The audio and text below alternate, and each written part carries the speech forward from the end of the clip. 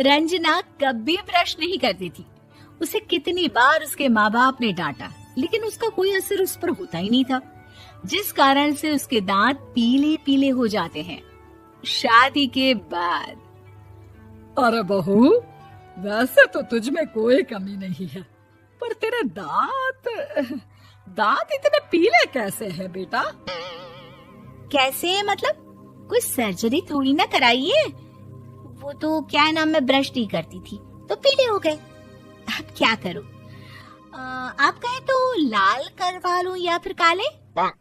यार ये क्या है, क्यों माँ से लड़ रही हो? लड़ रही हूँ? अरे मैं लड़ रही हूँ या ये बोल रही है कि दांत पीले हैं, पीले। अरे तपस्या थोड़ी ना की है इन्हें पीले करने के लिए। बकायदा ब्रश नहीं किया है 20 साल तक, तब जाकर। छी, कैसी बात कर रही हो? ये उस वक्त तो पीले नहीं थे जब हम लोग तुम्हें देखने आए थे। अरे तब साफ करवा लिया होगा डेंटिस्ट के पास जाकर। अब देखो कैसे पीले पीले लग रहे हैं। रंजना सास की तरफ गुस्से से देखती है। फिर शुरू हो गई पीले पीले पीले। अरे पीले तो तब भी थे जब मेरे हाथ का रसगुल्ला उड़ा उड़ा कर खा रही थी और बोल रही थी, लड़की नहीं गुणों का खजाना दे रहे भाई साहब आप।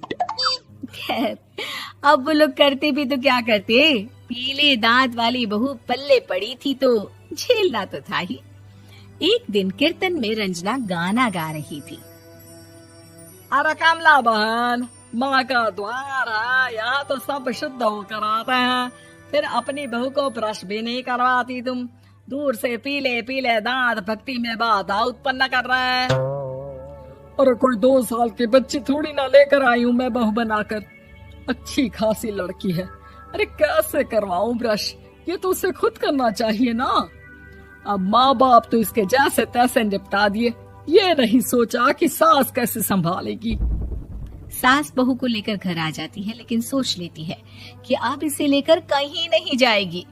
अगले रोज बहू कहती है, अरे क्या हो गया, मंदिर नहीं जाना क्या? कीर्तन का वक्त हो रहा है। मेरी मधुर वाणी से कान्हा जी जागते हैं और सोते हैं। आप तो जानती है ना उनकी भक्ति में कितना मन लगता है मेरा। वो क्या है ना, तबीयत ठीक नहीं लग रही है मेरी, आराम करूंगी मैं। तबीयत ठीक नहीं लग रही? अभी तो मिथुन के गाने पर नाच रही थी आप, और अब बोल रही है कि तबीयत ठीक नहीं लग रही। अरे भक्ति में मन लगा लो सासू माँ, ऊपर जाना है, क्या मुंह दिखाओगी आप? हाँ? सास को बहू की बात पर गुस्सा आ जाता है।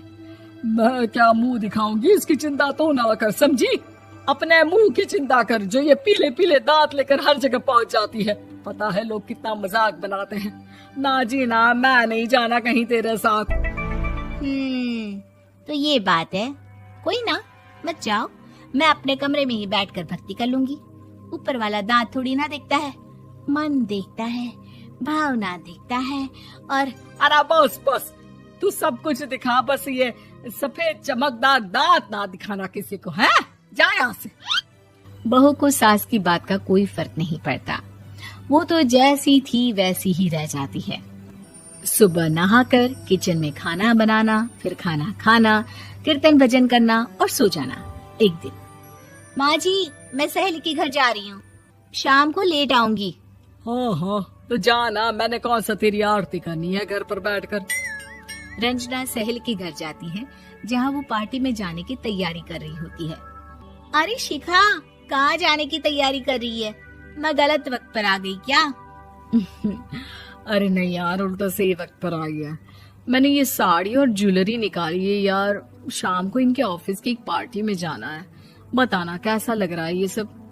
नहीं यार, इस ड्रेस के साथ तो वो वाली ज्वेलरी अच्छी लगेगी। हाँ हाँ सही बोल रही है, मैंने ध्यान ही नहीं दिया। वैसे तो हमेशा से मस्त फैशन सेंस रखती है।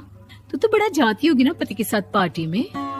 रंजना कुछ नहीं बोलती, बस सोचती है कि यार काश ये बात सही हो जाती, पर मैं क्यों नहीं जाती पार्टी में? क्या इन लोगों की कोई पार्टी होती नहीं होगी? रंजना घर आती है और रात में पति से सवाल करती है, एक बात बताइए, आप मुझे किसी पार्टी में क्यों नहीं ले जाते? क्या आपके यहाँ ऑफिस में पार्टी नहीं होती? पति बेचारा क्या कहता कि दांत पीले हैं तुम्हारे इसलिए। अरे कोई पार्टी होती नहीं हम लोगों के ऑफिस में, तो कहाँ से लेकर जाऊं?